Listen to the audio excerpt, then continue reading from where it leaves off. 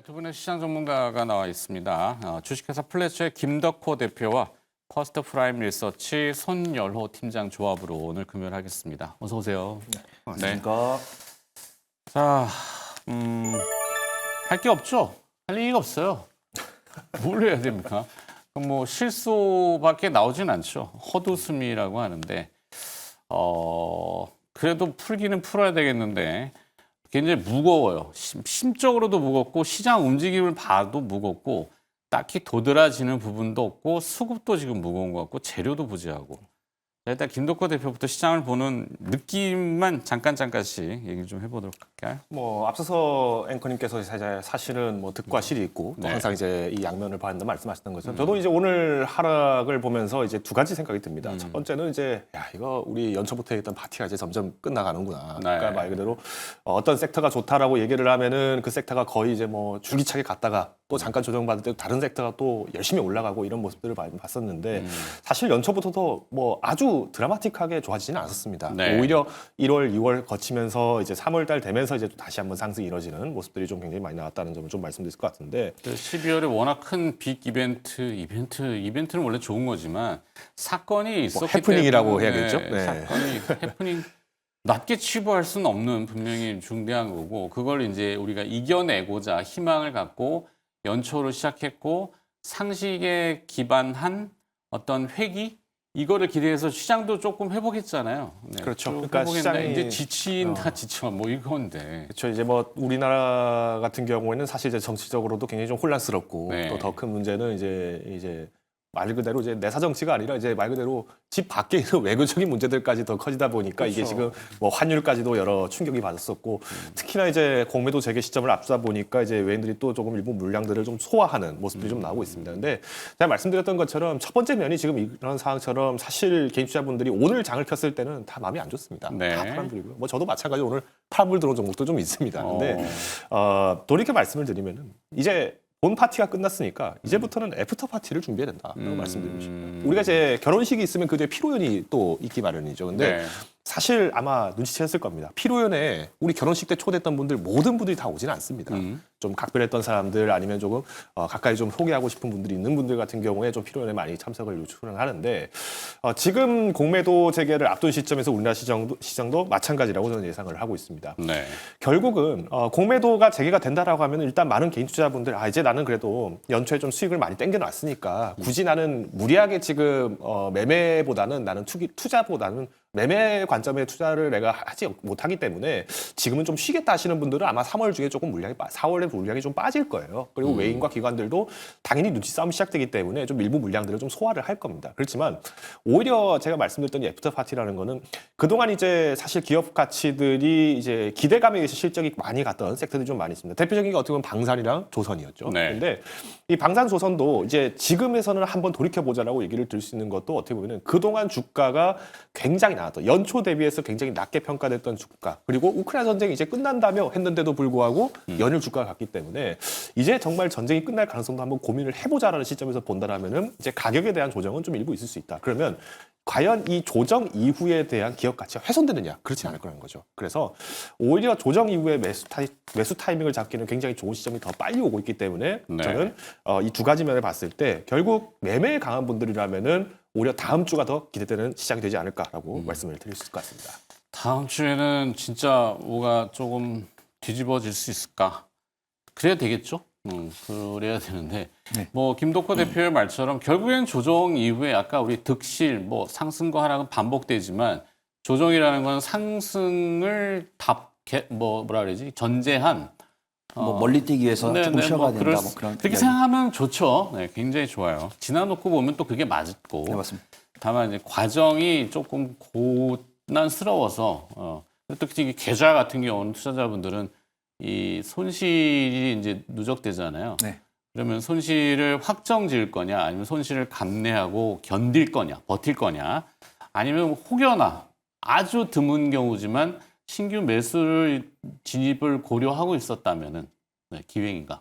근데 우리 이런 위기를 좀 기회로 삼을 수 있다라고 판단하고 있고요. 이제 앞에서 앵커님께서 해주신 설파 내용을 저는 이미 다 알고 있었습니다. 앵커님께서 자주 써주시는 그런 단어이기 때문에 그 내용에 대해서는 했던 말 또 하는 거 싫어하는데 제가 한 1년에 한 번 정도 하시는데 그걸 제가 다 챙겨봤습니다. 거리가 없어서 그래서 그래서 거리가 지금 그 내용들에 대해서 다 알고 있고 네. 전 이런 상황 속에서 이런 말씀을 드립니다. 이제 앵커님께서 철학적인 이야기 하셨고 저도 우리 시청자분들 투심에 대해서 도움이 되는 말씀을 드린다고 했을 때는 뭐 더 멀리 뛰기 위해서 웅크리는 기간이 필요하다. 이런 것들은 사실 위로가 잘 안 됩니다. 그럼요. 근데 내가 맞을 때는 맞더라도 알고 맞자라는 것이죠. 그래서 지금 시장이 빠지는 이유를 좀 몇 가지 대보라고 한다면 뭐 첫 번째는 뭐 트럼프 대통령이 관세 정책이 될 수 있고 네. 그 관세 정책으로 인해서 원래는 올해 기준금리 인하가 되면서 유동성이 풀릴 거다라고 생각했었는데 이제 뭐 10년물 국채 금리 선물도 4.1에서 4.3까지 올라가면서 기준금리 인하에 대한 기대감이 좀씩 멀어지고 있고 그다음에 여는 총재들도 최근 하필이면 조금 매파적인 분들이 말씀하셨지만 조금 매파적으로 말씀을 하시는 부분들 그다음에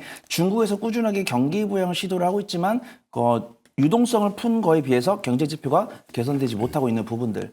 그다음에 이제 외국에서 국내로 눈을 돌리면은 어떤 대체 거래소랑 정치적인 뉴스랑 그다음에 공매도 뉴스로 판단되는 것 같습니다. 그래서 이 전문가분들도 기술적 분석이 굉장히 좀 어려워졌습니다. 이 대체 거래소가 열리면서 앞에서 조범수 매니저도 이야기를 했지만 일봉의 크기가 너무 길어져 버렸어요. 근데 그 체결 시기랑 체결 거래액을 보면은 그냥 한두 주 8시 되자마자 뭐 높은 고점과 저점에 체결시켜 버려가지고 일봉이 이런 식으로 종가랑 시가랑 붙어 있는 게 굉장히 이쁘고 분석도 잘 되는데 뭐 들쭉날쭉한 모습들.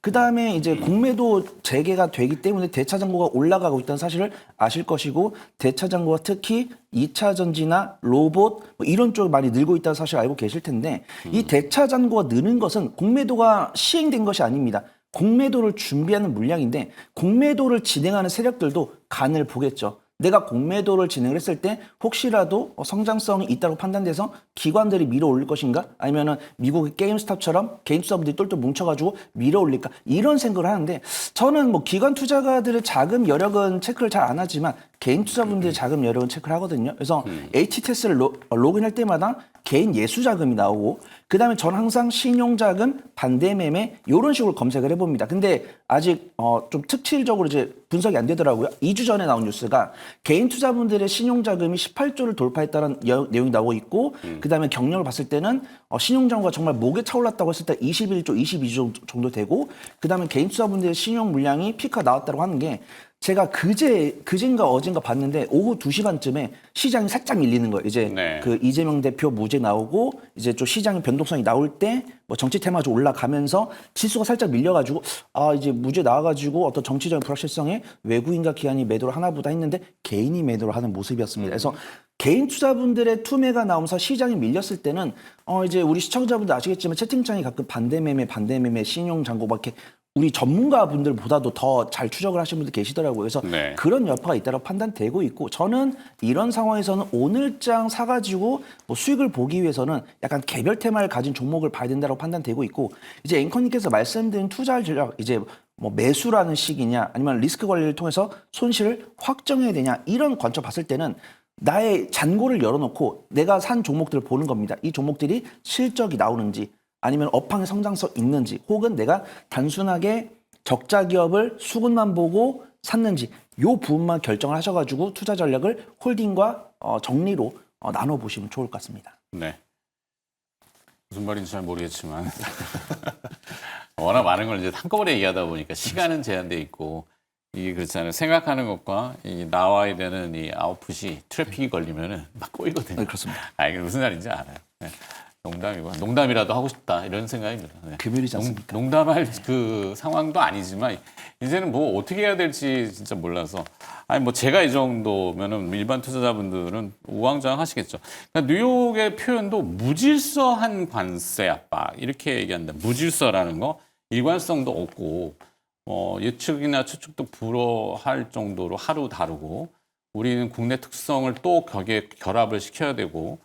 그러면은 또 영화 비유지만 뭐 영화 신세계라는 영화에 많이 등장하는 유명한 대사 있잖아요. 뭐 하기 딱 좋은 날. 공매도 입장에서 보면 공매도 치기 딱 좋은 상황이다. 그냥 치면 되는 거지. 그러면 어떤 거? 제일 많이 오른 거부터. 그게 조선방산 쪽이 아닐까.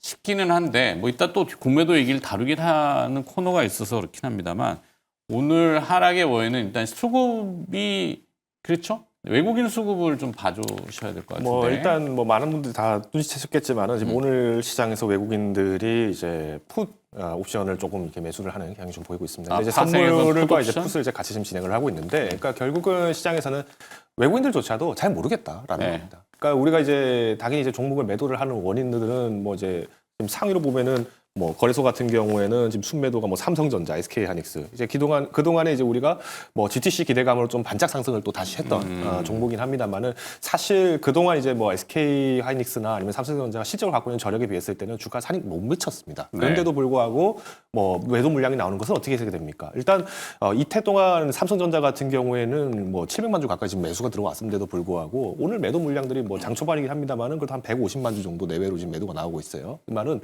아무래도 이제 지금 예전에 갖고 있던 물량들 일부 소화하는 것도 있을 것이고 그리고 네. 일단 삼성전자 같은 경우에는 뭐 우리가 반도체 기업이다, 가전 기업이다, 그리고 모바일 기업이다라고 얘기는 하고 있지만 사실 한국 주식시장에서는 벤치마크 역할이거든요. 그러다 보니까 굳이 이제 다른 어떤 이제 펀드 상품이나 이런 것들을 운영하는 기관들의 입장에서도 굳이 삼성전자를 무리하게 오버행을 하지 않겠다. 조금 더 유연하게 대처할 수 있는 자금 확보를 하겠다라는 개념으로 보여집니다. 그래서 저는 일단 외국인들이 오늘 매도하는 거는 단순히 이제 공매도라는 이 시기에 앞서서의 불확성, 그러니까 불확실성에 대한 변동을 대비하는 어떤 기술적인 매도다라고 말씀드리고 싶어요. 네. 앞서서 이제 손혜율 팀장님께서도 개인 투자자분들께서 이제 특히 매매를 하실 때 어느 정도의 변동에 대비하기 위해서는 이제 각자 가지고 계신 종목이 워낙 다르다 보니까 여기서 어떤 식으로 전략적으로 접근하냐는 이제 투자자분들이 직접 결정을 하셔야 돼요. 근데 만약 내가 지금 변동 자체가 너무 클 거라고 예상을 한다 하더라도 이걸 덥석 팔기에는 또 기회를 놓치자니 또 아쉽고 또 오히려 지금 새로운 기회를 잡자고 하니까 또 너무 큰 손실이 날까 봐 두렵다면은 이때는 비중만 축소를 하시면 됩니다. 그러니까 일종의 현금 확보를 하더라도 뭐 종목을 전부 다 매도를 하라 이런 부담보다는 오히려 비중을 좀 축소하셨다가 현금 확보가 되면은 다른 종목들도 우리가 눈여겨볼 수 있는 종목들을 살 수 있는 기회가 생긴다는 거죠. 그래서 외국인들의 뭐 오늘 매도세에 대해서 너무 크게 뭐 상심하실 필요는 없지 않나라고 말씀드리겠습니다. 네. 외국인 매도는 그렇다 치고 뭐 항상 그 균형성이니까 매도가 있으면 매수도 있잖아요. 누가 사느냐? 개인 투자자들의 매수가 오늘 좀 있고 일부 연기금, 네, 기타 법인 이런 쪽에 매수가 방어적으로는 들어오는데 힘이 강할까? 뭉치면 힘 강하죠. 근데 뭉칠 수 있을까? 뭐 당연히 다음 주에는 뭔가 결과가 나올 거라고 이제는 믿고 싶어요. 네. 그렇게 돼서 시장을 뒤집을 수 있는 한 번은 뒤집어 놔야지만이 거길 초속 물론 그게 전체를 다 반전시키기는 어렵겠지만 한 번은 뒤집어 놔서 방어해야 될 거 아니에요. 그런 다음에 초석을 또 다시 쌓아 올라가야 되는 게 우리의 지금 아주 절체절명인데 자, 오늘 방어하는 그 순매수 개인들이 잘하시는 걸까요? 잘하시는 거겠죠? 네, 사실은 고맙죠. 시청자분들 대신해서 고마운 행동들을 해주고 계시는데 네. 어떤 저는 우리 투자분들의 심리에 좀 도움이 되는 말씀을 드리는 것과 팩트는 말씀을 드리는 것은 좀 집중을 해야 된다고 판단합니다. 그래서 관세 이야기 나왔을 때 많은 분들께서 겁을 많이 먹고 계시는데 안타깝게도 이게 굉장히 냉정하게 들리시겠지만 관세 25% 예상이 됐던 겁니다. 근데 어차피 트럼프 대통령이 관세를 25% 이야기를 했는데 25% 부과를 했기 때문에 결국 우리는 예상했던 대로 받았다. 근데 그런 상황 속에서 투자분들께서는 혹시라도 뭐 유연화라든가 표적화 이런 단어가 있다 보니까 트럼프 대통령이 자신의 중간 선거를 인식해서라도 조금 살살하지 않을까 이런 기대감에 매수를 하셨던 것 같아요. 이제 뭐 현대차 투자 뉴스 나왔었고, 근데 우리가 예상 밖에 자동차가 바로 관세로 나오다 보니까 이제 외국인과 기관의 매도세가 고루 나오는 거다라고 판단되고 있고, 어떤 개인 투자분들의 매수세가 들어오는데 지수 캔들은 음봉이기 때문에 외국인과 기관은 매도를 하고 있는데 개인 투자분들은 그 물량을 받고 있다라고 판단하고 있고요.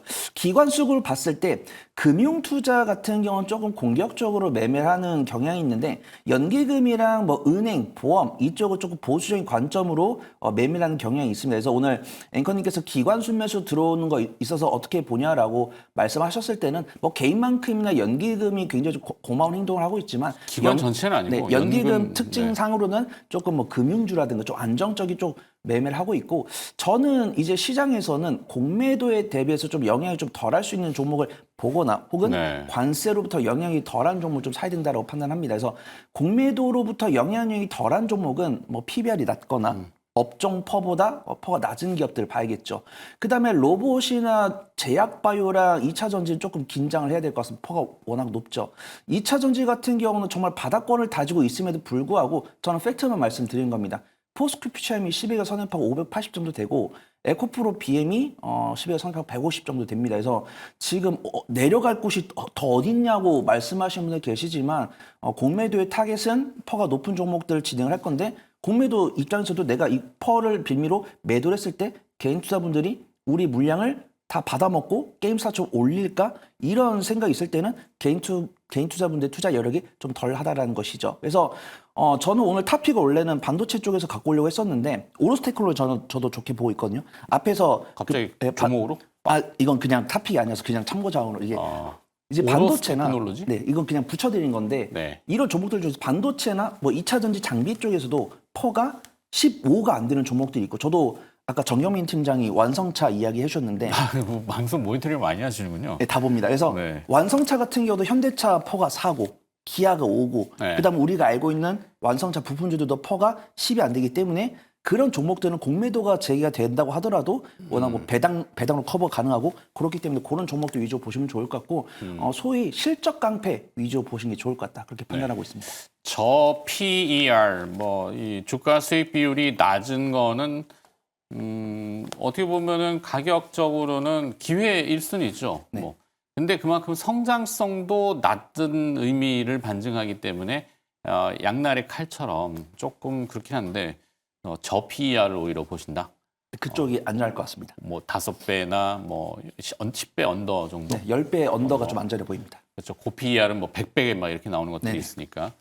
그래서 김덕호 대표는 그러면 만약에 시장을 조금 극복한다 아니면은 방어적으로 피해간다 뭐 다 팔고 현금화 시키세요 이렇게 이건 현실적으로 안 맞는 거고 그러면 조금 그런 대안책 대응책 뭐 일단 예고된 악재라고 생각을 한다면은 뭐 어차피 피하지 못하면은 즐겨라. 저는 그렇게는 생각 안 됩니다. 즐길 수는 못합니다. 네. 뭐 당연히 힘들고 뭐 저도 당연히 지금 시장이 공매도 재개를 앞둔 입장에서 굉장히 부담스러워요. 그런데 부담스럽다 하더라도 저희가 이거를 이제 시장에서의 악재가 온다라고 해서 악재를 마냥 그냥 손 놓고 가만히 있는다 그거는 더 어리석은 생각이라고 봅니다. 그러니까 저는 일단 지금 시점에서는 뭐 가지고 있는 종목이 막 예를 들어서 뭐 지금 뭐 주식이랑 현금 비중이 뭐 8대 2 정도 된다라고 하신다면은 뭐 7대 2 정도로 조금 빼놓으셔도 나쁘진 않을 것 같아요. 네. 20% 정도의 차이가 뭐 그렇게 크진 않지 않습니까라고 말씀하시는 분도 많으실 텐데 이 10%의 기회가 어떨 때 활용되냐면은 공매도로 크게 맞은 종목들. 그러니까 이제 기술적으로 이제 주가 조정이 굉장히 큰 종목들 같은 경우에는 가치 자체가 훼손된 건 아니기 때문에 진입 시점을 훨씬 더 앞당길 수 있다는 거죠. 그런 의미에서 봤을 때 우리가 공매도가 우리가 이제 항상 이론적으로 얘기를 하는 뭐 안정한 뭐 안정적인 적정 주가를 만드는 뭐 제도다 이렇게 얘기를 하고 있지만은 이것도 활용할 수 있는 좋은 전략이 되지 않나 봅니다. 그래서 저는 일단 아까 말씀드린 것처럼 지금 시장은 사실 이제 본 파티가 끝나고 결혼식이 끝나고 이제 피로연을 합니다. 근데 결혼식 하고 나서 주인공들이 다 피곤하지 않습니까? 그 네. 경우에는 공매도 재개시키자고 하셔야겠죠. 그러면 재개된 이후에 이제 1주, 2주 동안에 이제 종목들을 옥석 가리기를 하시면서 지금 내가 들어가야 될지 말아야 될지 한 번 더 고민을 하기에는 1, 2주 시간은 충분히 필요하다고 봅니다. 저는 오히려 더 그렇게 생각을 하고 있고요.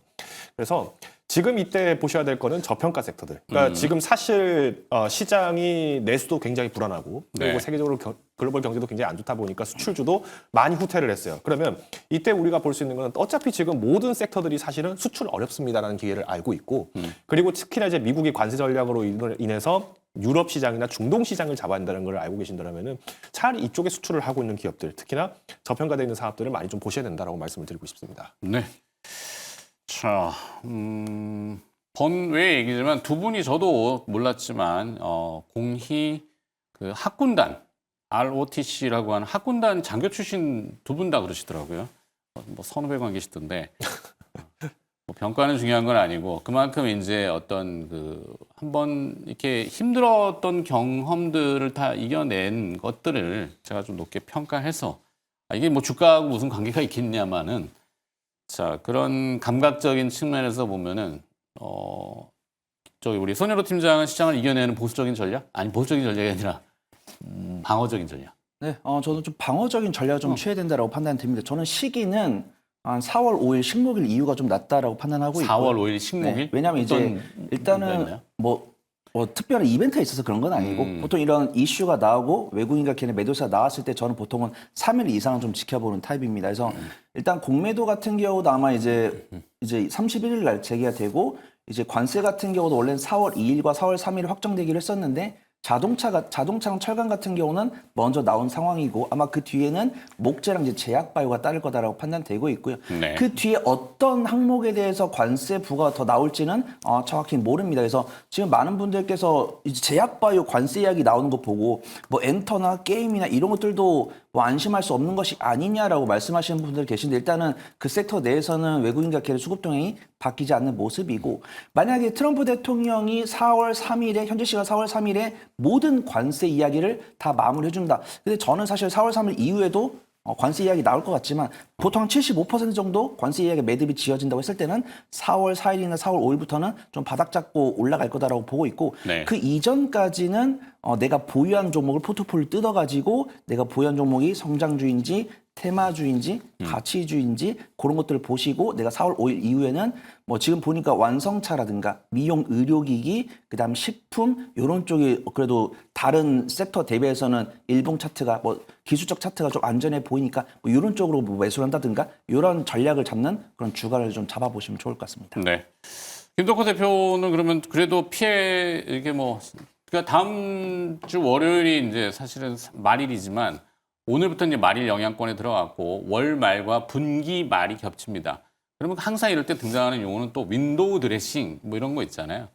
어떤 조금 수익률을 좀 제고하기 위한 어떤 누군가의 움직임 이런 걸 보는 포인트에서의 기업 선택 이런 게 있을까요?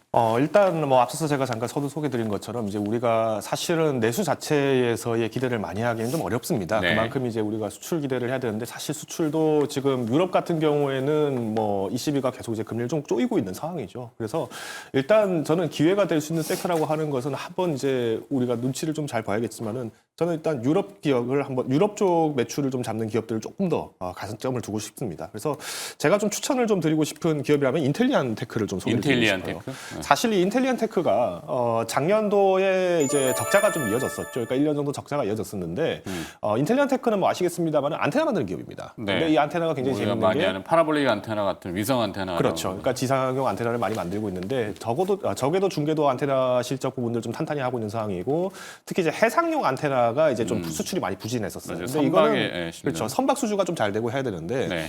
오히려 이제 한국 기업들에게 이제 조선 쪽 주도권을 좀 두고 있는 상황이기 때문에 인텔리안 테크의 어떤 해상 선박용 안테나도 많이 기회가 될 거로 보여집니다. 그리고 인텔리안 테크가 갖고 있는 기술력 중에서 강점 중 하나가 뭐냐면은 평판형 안테나가 있어요. 근데 네. 이 평판형 안테나가 지금 전 세계적으로 지금 시도를 했을 때 두 번째로 시도를 해서 성공한 게 바로 인텔리안 테크입니다. 첫 네. 번째가 스타링크입니다.